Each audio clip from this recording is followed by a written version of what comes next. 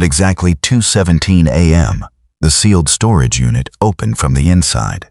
The cameras failed. The hallway temperature dropped, and behind a painted-over wall inside Hall C, something started knocking back. What terrified me most wasn't the screaming coming from Unit 88. It was discovering the company had buried the truth years ago, and whatever they trapped inside that unit never actually left. Most overnight security jobs are painfully boring, but Blackwood Storage felt wrong before I even stepped out of my car. Back in 2021, my entire life had completely collapsed after COVID destroyed my finances. I lost my apartment after falling behind on rent for months.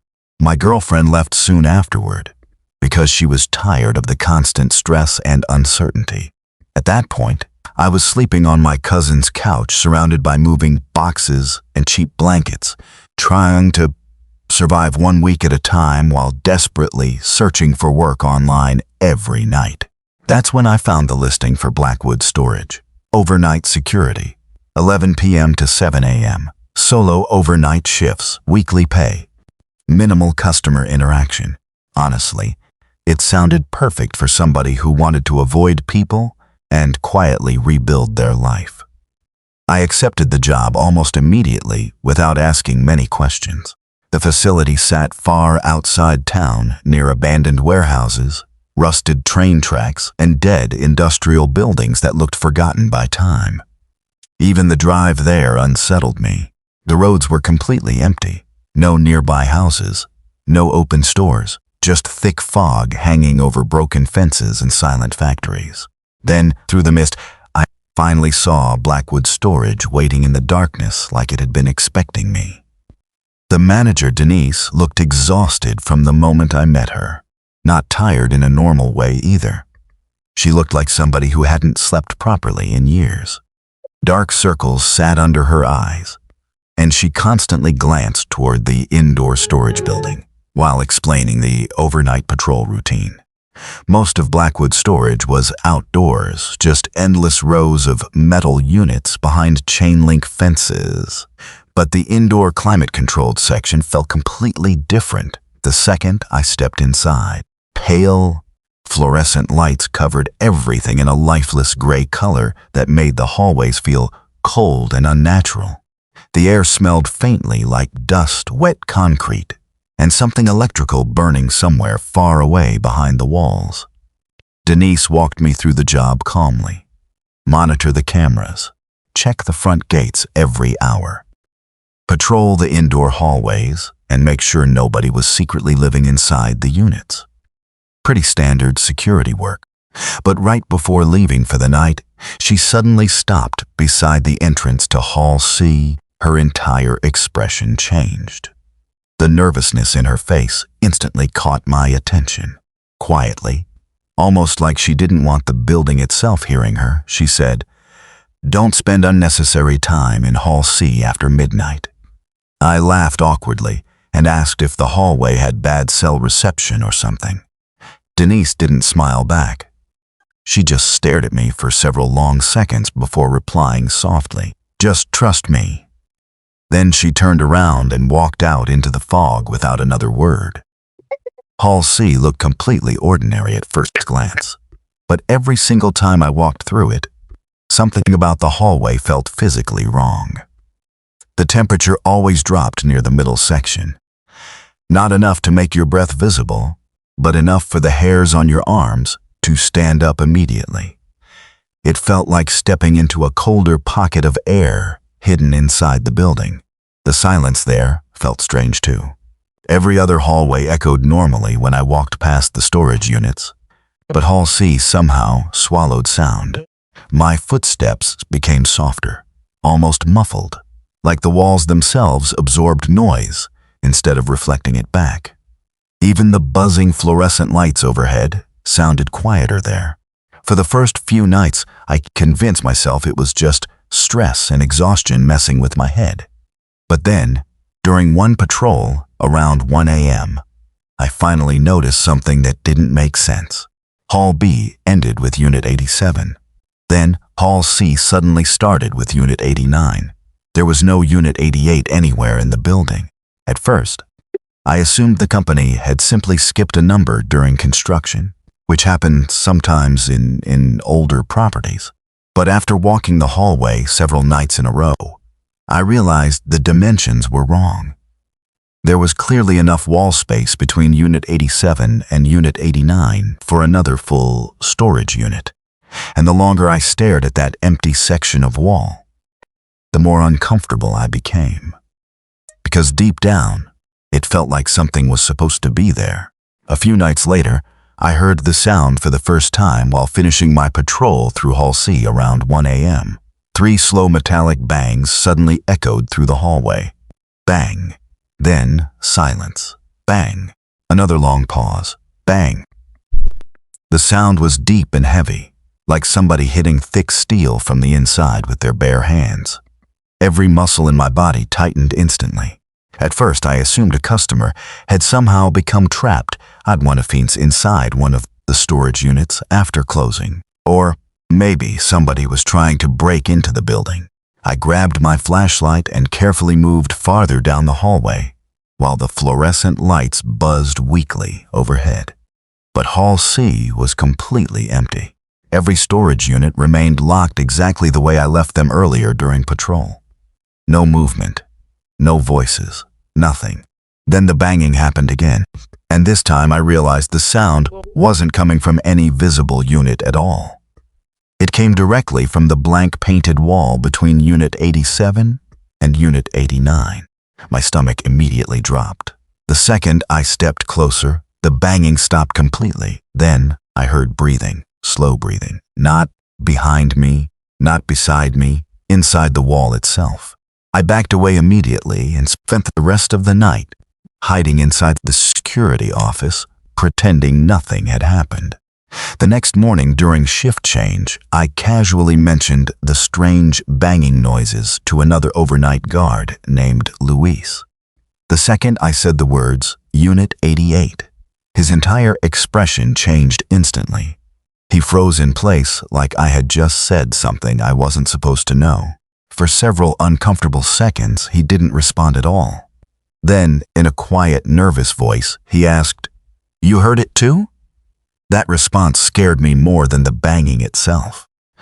Until that moment, part of me still believed stress or exhaustion was messing with my head. But Luis looked genuinely terrified. He explained that every overnight employee eventually experienced strange things inside Hall C. Some guards heard scratching sounds inside the walls late at night. Others reported children whispering or quietly crying somewhere behind the storage units after 2 a.m. One employee supposedly quit on the spot after seeing the hidden door open by itself during patrol. I asked Luis how a door could possibly open if Unit 88 didn't even exist. He nervously glanced toward Hall C before leaning closer and whispering, "Look closer at the wall." That night during patrol, I finally understood what he meant. Beneath the thick layers of white paint between Unit 87 and Unit 89, I noticed the faint outline of a metal storage door hidden directly inside the wall. The company hadn't removed Unit 88 at all.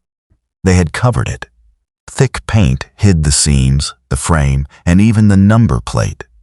But the outline remained visible once you knew where to look. Hanging from the handle was an old rusted lock that looked decades older than every other lock inside the building. My flashlight revealed something even worse around the edges of the hidden door.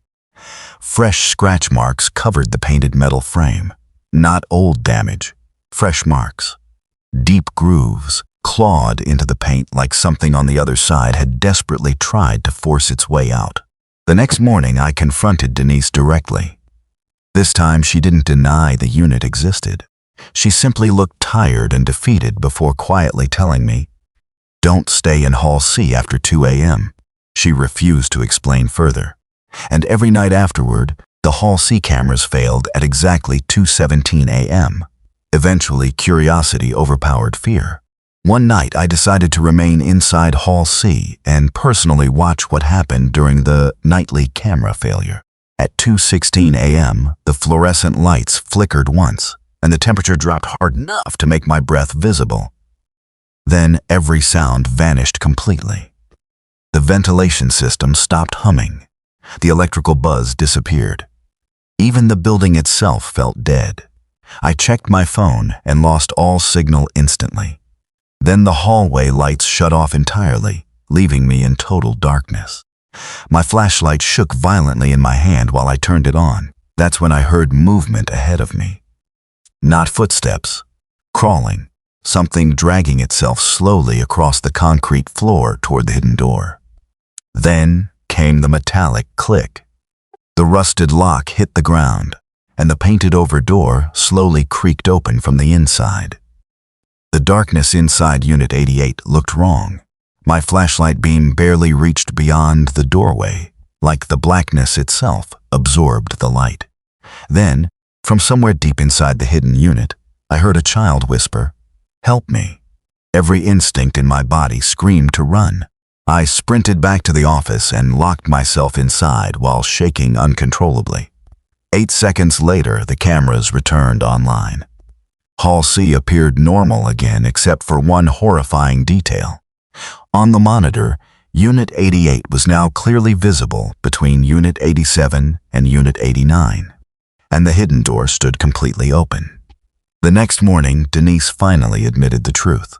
Years earlier, before the facility changed ownership, a woman had secretly been living inside Unit 88 with her 2 children. Management knew about it, but ignored the situation because nobody wanted legal trouble or bad publicity during difficult financial times. According to Denise, faulty wiring inside Unit 88 sparked one night and ignited a devastating fire. The flames spread through the cramped storage space unbelievably fast. By the time firefighters arrived, Hall C was already filled with smoke.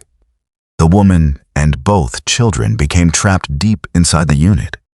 Denise said one firefighter later claimed he continued hearing screams for help from inside even after the flames became too intense to enter safely. Nobody survived. Instead of publicly addressing the tragedy, the company panicked. They sealed Unit 88 shut, painted over the entrance, removed it from official blueprints, and pretended the hallway never existed. But almost immediately afterward, employees started reporting terrifying incidents. Children crying in empty hallways, doors opening by themselves, burned handprints appearing overnight on the walls. Denise then told me the activity became even worse after renovations buried part of the original fire damage behind new construction.